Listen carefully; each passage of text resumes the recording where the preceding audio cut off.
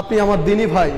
আমি আজকে কোরআন এবং হাদিস থেকে যেটুকু আলোচনা করব, আমি চাইব যে আপনার আত্মাটাকে পরিশুদ্ধ আপনি কিভাবে করবেন, আপনার আত্মাটাকে আপনি কিভাবে পবিত্র করবেন, আপনার আত্মাটাকে আপনি কিভাবে পরিষ্কার পরিচ্ছন্ন রেখে আপনি আল্লাহ সুবহানাহু ওয়া তাআলার সাথে আপনার সম্পর্কটা খুব শক্ত করবেন, খুব মজবুত করবেন।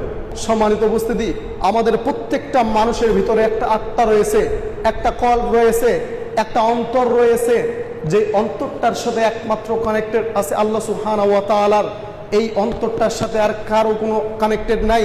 এই কারণেই আল্লাহ রাসূল সাল্লাল্লাহু আলাইহি সাল্লাম বলছেন, আল্লাহ রাসূল সাল্লাল্লাহু আলাইহি সাল্লাম বলেন, আনাবি হুরায়রা রাদিয়াল্লাহু তাআলা আনহু قال قال رسول الله صلى الله عليه وسلم إن الله لا ينظر إلى صوركم وأموالكم ولكن ينظر إلى قلوبكم وأعمالكم رواه الترمذي।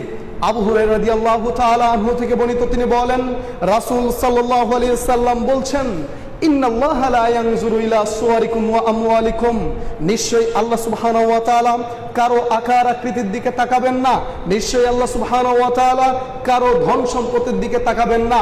ওয়ালাকিন ইয়ানজুর ইলা কুলুবিকুম ওয়া আমালিকুম, বরঞ্চ আল্লাহ সুবহানাহু ওয়া তাআলা তাকাবেন আমাদের কলব, আমাদের অন্তরের দিকে, বরঞ্চ আল্লাহ সুবহানাহু ওয়া তাআলা তাকাবেন আমাদের আমলের দিকে। সম্মানিত উপস্থিতি, অত্র হাদিস দ্বারা আমরা উদীয়মান হয়, অত্র হাদিস দ্বারা আমরা বুঝতে পারি যে নিশ্চয়ই আল্লাহ সুবহানাহু ওয়া তাআলা এই পৃথিবীতে আমার আকার আকৃতির দিকে তাকাবেন না, আমাদের ধন সম্পদের দিকে তাকাবেন না। কে কালো, কে লম্বা, কে ফর্সা, কে ছোট, কে লম্বা, আল্লাহ সুবহানাহু ওয়া তাআলা এদিকে তাকাবেন না।